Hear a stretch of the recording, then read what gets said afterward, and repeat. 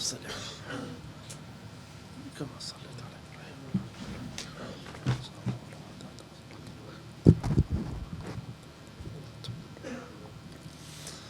إن الحمد لله نحمده ونستعينه ونستغفره ونعوذ بالله من شرور أنفسنا ومن سيئات أعمالنا، من يهدي الله فلا مضل له ومن يضلل فلا هادي له، وأشهد أن لا إله إلا الله وحده لا شريك له، وأشهد أن محمدا عبده ورسوله. أما بعد، فإن خير الكلام كلام الله، وخير الهدي هدي محمد صلى الله عليه وآله وسلم، وشر الأمور محدثاتها، وكل محدثة بدعة، وكل بدعة ضلالة، وكل ضلالة في النار. خۆشەویستان، هەر کەسێک لە ئێمە بگریت کۆمەڵێک خۆشەویست و ئازیزمان لەدەست داوە، خوای گەورە میهرەبان لێیان خۆش بێت. بۆیە پێویستە ئەمڕۆ باسی ئەوە بکەین ئەوانەی کە لە دەستمان داون لە ئازیزان و خۆشەویستانمان لە دوعای خێر بێبەشیان نەکەین. خوای گەورە میهرەبان مەدحی ئەو کەسانە دەکات کە لە دوای سەحابەوە دێن.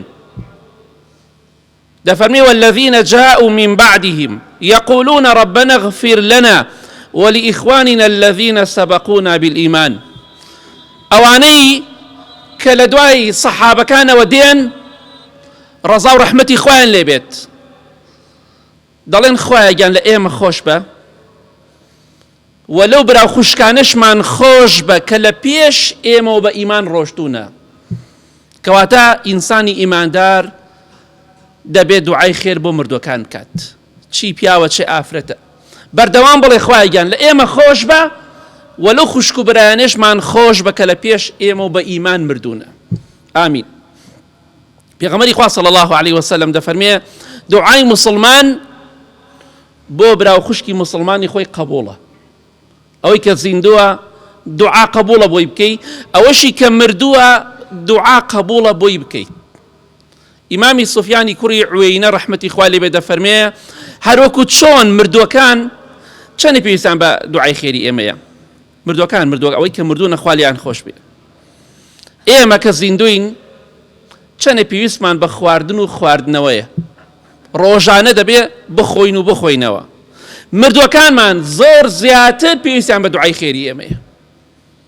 بۆیە لە دوعاکانمان لە بیریان نەکەین، چونکە ئێمە نازانین حاڵی ئەوان چۆنە.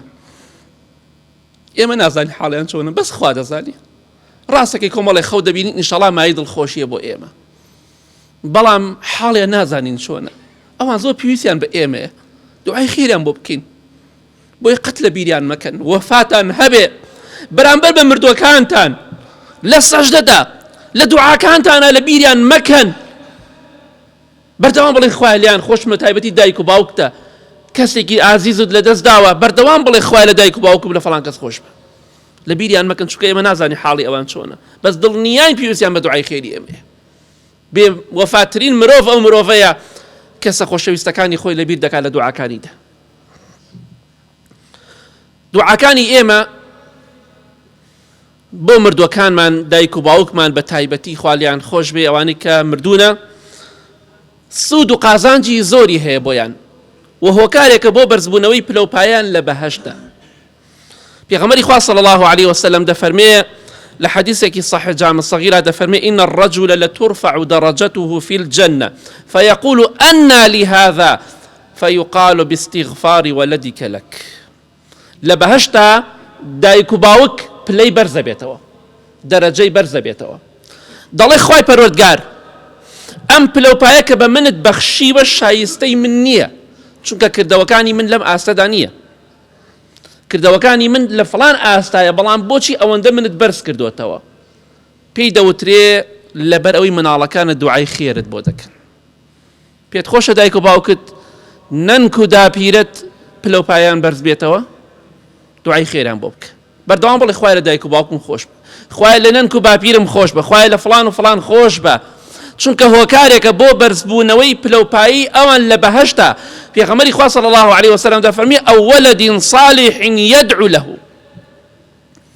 ئینسان کە مرد کردەوەکانی قەتع بێ، کۆتایی پێدێ، ئیلا مەگەر کەسێک مناڵێکی چاکی هەبێ کوڕ بێ یا کچ چاک بێ دوعای خێر بە دایک و باوکی بکە ئەوە نابچڕێ. جا پێتان خۆشە دایک و باوکتان کردەوەکانیان بچڕێ؟ مرۆڤی بێوەفا پێی خۆشە، مرۆڤی بەوەفا پێی خۆش نییە. دەیبیسەلمێنە کە تۆ ساڵح و چاکی دایک و باوکت لەبیر ناکەی، پێت خۆشە پلەبای بەرز بێ بەردەوام بڵێ ڕەبی غفیر لی وەلیوالیدەیە، خوایە لە خۆم و دایک و باوکم خۆش بە. ئەوەی کە زیندوە دایک و باوکی وشی کە مردووە، چونکە ئەگەر زیندوش بێ دڵنیا بە ڕۆژێکی بێ لەدەست دەی، کەواتە لە بیریان مەکەن، چونکە ئەوان زۆر پێویستیان بە دوعای خێری هێمە. ئیمامی ئیبن عوثەیمین ڕەحمەتی خوای لێ بێ دەفەرمێ أفضل شيء يفعله الأحياء للأموات الدعاء.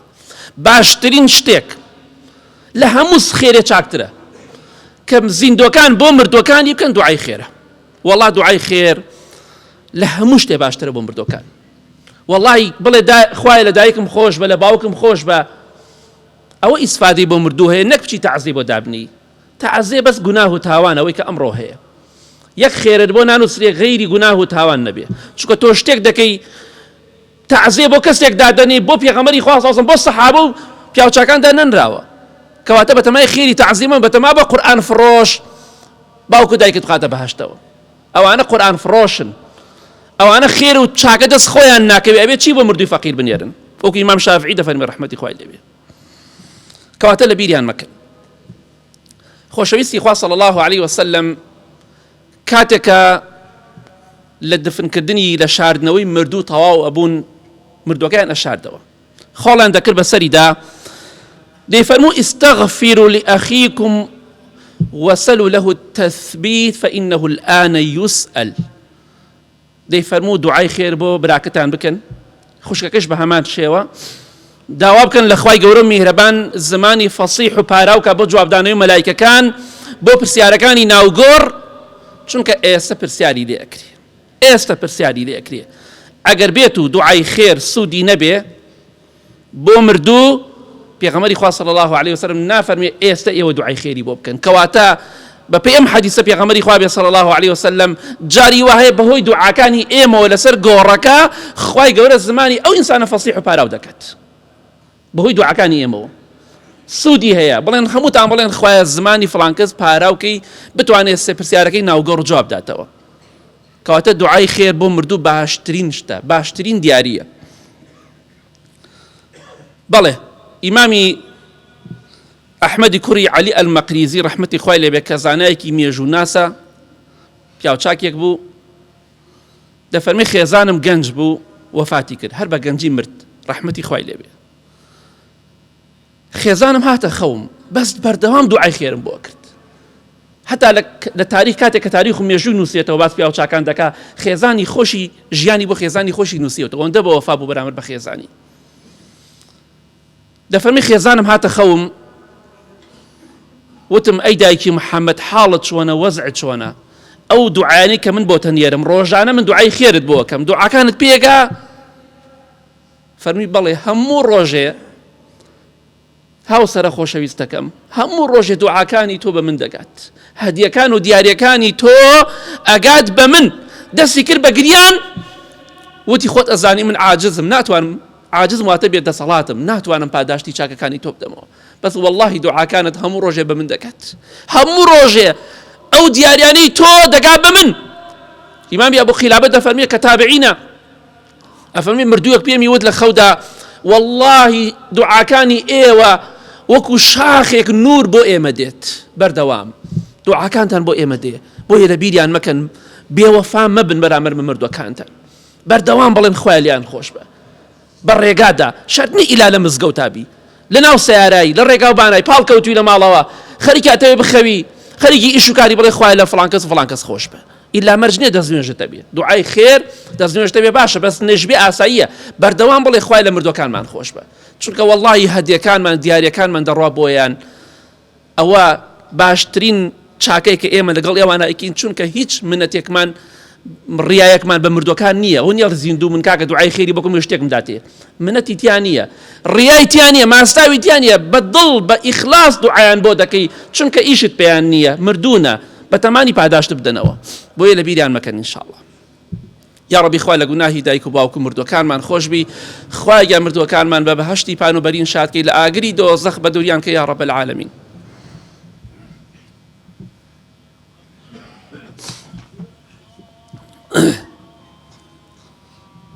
الحمد لله والصلاة والسلام على رسول الله وعلى آله وصحبه ومن والاه. خۆشەویستان، نوێژی جەنازە دەکەین ئێمە. نوێژی جەنازە دانراوە بۆچی؟ بۆی دوعای خێری تایە بۆ مردوو. پێغەمبەری خوا صلی الله عليه وسلم لە حەدیثێکی صحیح مسلمدا دەفەرمێ هەر موسڵمانێک بمرێت 100 نەفەر نوێژی لەسەر بکەن، ئەو کەسانە لەو کەسانە من شەریک بۆ خوا بڕیان نەدەن، 100 نەفەر نوێژی لەسەر بکەن، هەموویان بڵێن خوایە لە فڵان کەس خۆش بە، خوای گەورە ئەو کەسە ئەو 100 نەفەرە دەکاتە تکاکار و شەفاعەتکار بۆ ئەو مردووە. لە حەدیثێکی صحیح جامع صغیرە دەفەرمێ ما من رجل يصلي عليه 100 إلا غفر له. هەر موسڵمانێک 100 نەفەر نوێژی لەسەر بکەن ئیلا خوا لێی خۆش دەبێ. ئەگە 200 و هەزار بێ ئەوە زۆر زیاتر. کەواتە مردوو پێویستی بە دوعای خێری ئێمەیە. با فێر دوعای نوێژی جەنازە بین. شەرمە ئێمە نازانین تاسە دوعای خێر بۆ مردوو بکەین. بەڵام چەندها گۆرانیمان لەبەرە، چەندها شعرمان لەبەرە. دوعای خێر بۆ مردوو زۆر گرنگە. دوعای خێر هۆکارێکە بۆی کە ئەو مردوو خوا لێی خۆش بێ. بۆیە هەر کەسێک 100 نەفەر ئەگە زیاتریش بێ نیعمەتە نوێژی لەسەر بکەن، خوای گەورە لەو مردوو خۆش دەبێ. کەواتە دوعای خێر ئەوەندە گەورەیە، هۆکارێکە بۆی ئینسان لە ناخۆشی ناڕەحەتی قیامەت ڕزگاری بێ، هۆکارێکە بۆی کە خوای گەورە مردووەکە بخاتە بەهەشتەوە لە جانم ڕزگاریکە.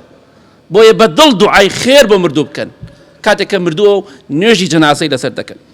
کەواتە ئەگەر دوعاکردن سوودی نەبێ، پێغەمبەری خوا صلی الله عليه وسلم بە ئێمە نافەرمێ نوێژی جەنازە بکەن و دوعای خێر بۆ مردووەکانتان بکەن. بێوەفا مەبن بەرامبەر بە مردووەکانتان. خۆشەویستی خوا صلی الله عليه وسلم لە حەدیثێکی صحیح جامع صغیرە دەفەرمێ من استغفر للمؤمنين والمؤمنات كتب الله له بكل مؤمن ومؤمنة حسنة. هەر کەسێک داوای لێ خۆشبوون بۆ مردوەکان بکە و بۆ زیندوەکان بکە، بۆ هەموو ئینسانێکی باوەڕداری نێرومێ، زیندوو بێ یا مردوو بێ.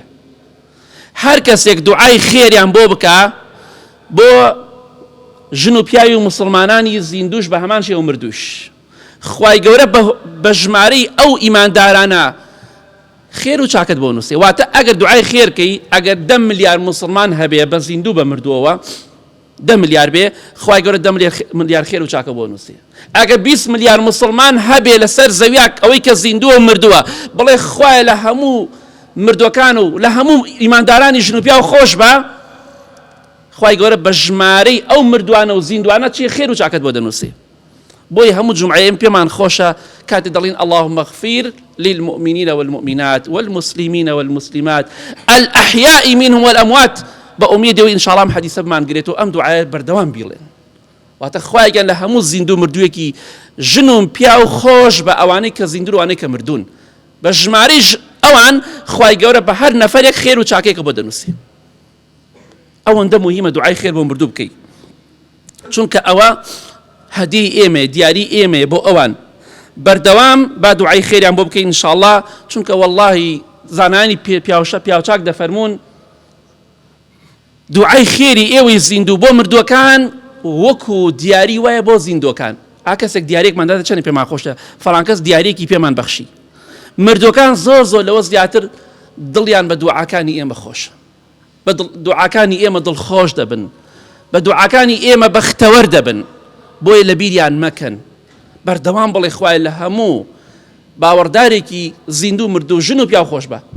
ئەو کاتە خوای گەورە پاداشتێکی زۆر گەورە دەداتەوە. بە ڕۆژانە وەڵڵاهی دەتوانیم دەیەها ملیار چاکە دەست خۆت بخەی.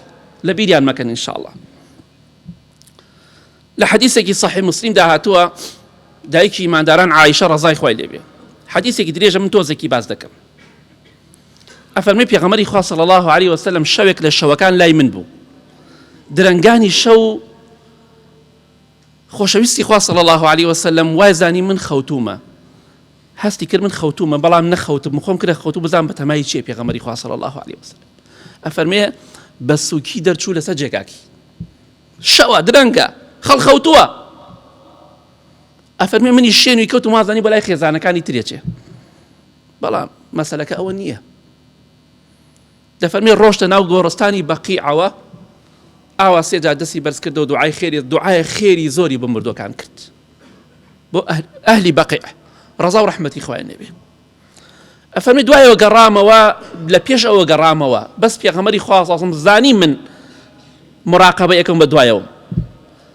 دەفەرمێت جوبرەئیل هات بۆ لام، بە عایشەی فەرموو ئەی عایشە جوبرەئیل هات بە لام سەلامی خوای پەروەردگاری لەسەر بێ، فەرمووی خوای گەورە فەرمانی پێت کردووە ئەی پێغەمبەری خوا صلی الله عەلەیهی وسەلەم بەم شەوە بڕۆی بۆ گۆڕستانی بەقیع دوعای خێریان بۆ بکەی.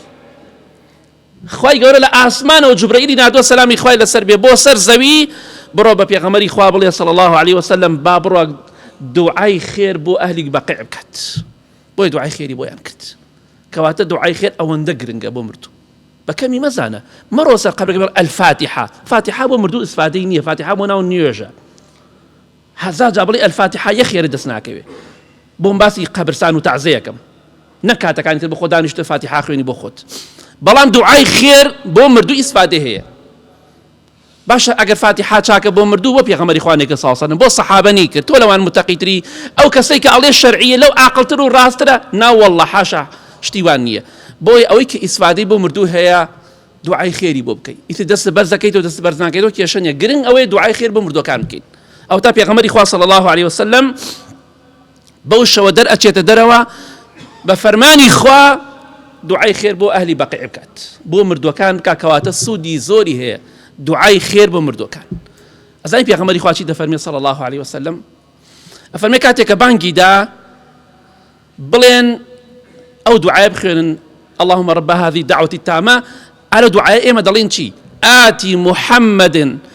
آتي محمدا الوسيلة والفضيلة. أو دعاء يعني شي واتخوايا جان بلو باي وسيلة وفضيلة كبرسترين بلاي باي بهشتا لبهشتا لو شو أنا برسترنية خوشترنية بيغمري خوا فرمي صلى الله عليه وسلم أو بلو باي برزخ خواي جورا داينا وسيلة وفضيلة بو يك عبدي خوي داينا بو عبدي خوي أميدم هاي أو عبدا من بم چونکە لە بەهەشتا لەوە خۆشتر نییە. دەفەرمێ دوعای خێرم بۆ بکەن بپارێنەوە لە خوای گەورە کە من ئەو کەسە بمڕۆمە ئەو شوێنە بێگومانە شوێنی پێغەمبەری خوایە صلی الله عەلەیهی وسەلەم. ئەهاسەی کە ئەفەرمێ دوعای خێر بۆ من کەن، ئەی قوڕ بەسەر من و تۆی تاوانبار چۆن پێویستمان بە دوعای خێری خەڵک نییە. خۆشەویستی خوا صلی الله عەلەیهی وسەلەم دەفەرمێ سەڵاواتم لەسەر بدەن، واتە دوعای خێرم بۆ بکەن، کەواتە دوعای خێر بۆ مردوو زۆر گرنگە. ئێمە دەڵێن خوای گیان وەسیلە و فەضیلە ببەخشە بە پێغەمبەری خوا صلی الله عەلەیهی وسەلەم. ئەفەرمێ هەر کەسێ ئەم دوعایم بۆ بکە حلت له الشفاعة يوم القيامة، لقيامة شفاعتي من بۆ کەسە حەڵاڵ دەبێ، شفاعتی بۆ دەکەم چونکە دوعای بۆم کردو خوای گەورە ئەو شوێنم پێ بەخشی. کەواتە دوعای خێر گرنگە، مەڵێ فڵان کەس پیاو چاکە و دوعای خێری ناوێ، خۆ لە پێغەمبەری خوا صلی الله عەلەیهی وسەلەم پیاو چاکتر نییە، حەدیشی نەبێ هیچ کەسێک. کەواتە لە کۆتاییدا دەڵێم مردوەکانمان با لەبیر نەکەین، بێوەفا نەبین بەرامبەریان، بەوەفا بین بەرامبەریان، هەموو کاتێکیش بە تایبەتی دایک و باوکمان قەت لەبیر نەکەین، زیندووە یا مردووە، هەموو کاتێک بڵێن ڕەبی اغفر لي ولوالدي، خوایە لە خۆم و دایک و باوکم خۆش بن. اللهم اغفر للمؤمنين والمؤمنات والمسلمين والمسلمات الأحياء منهم والأموات من أهل السنة والجمعة والجماعات. يا ربي خوايا لقناهي دايكو باوكو مردو كان من خوش بي، يا ربي خوايا مردو كان من ببهشتي بانو برين شاد كي لآقري دو زخ بدوريان كي، يا ربي خوايا أو دعاني إيما ديكين بقاد بمردو كان من خوايا مردو كان من دل خوش كي بختور كي يا رب العالمين، لنا خوشي ونا راحتي ناوغور وقبر قيامة بدوريان كي يا رب العالمين. خوايا جان ئێمە کۆمەڵی ئازیزمان لەدەست داوە لە ناو گۆڕدان، خوای لێیان خۆش بە، خوای دەرگاکانی بەهەشتیان لەسەر بکەرەوە، دەرگاکانی دۆزەخیان لەسەر دابخە یا رب العالمین. خوای گیان ئەوانەی نەخۆشن شیفایان بدەی، ئەوانەی کێشە و مشکیلانێ خوای بۆیان حەڵکەی بۆیان ئاسان کەی یا ربی. خوای هێمنی و ئارامی وڵاتمان بپارێزی لە شەڕی زاڵمەکان و تاوان باركان بدور مان كي آمين آمين آمين. وصلى الله على محمد وآله وصحبه أجمعين.